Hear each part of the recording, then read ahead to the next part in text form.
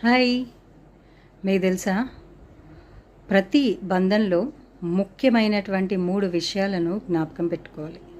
ఈ 3 విషయాలు పాటించినట్లయితే ప్రతి బంధము గట్టిపడుతుంది. మొదటిది ఓర్పు.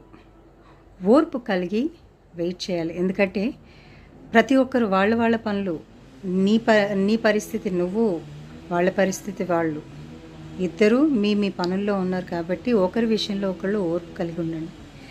రెండోది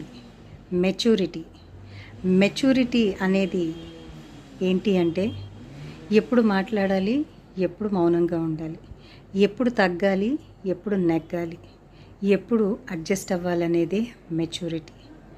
అన్నిటికంటే ముఖ్యమైనది, మూడో వ్యక్తిని మీ రిలేషన్షిప్లో అస్సలు ఎంటర్టైన్ చేయొద్దు. ఎందుకంటే సమస్య మీది, మూడో వ్యక్తి వచ్చి చేసేదేం లేదు.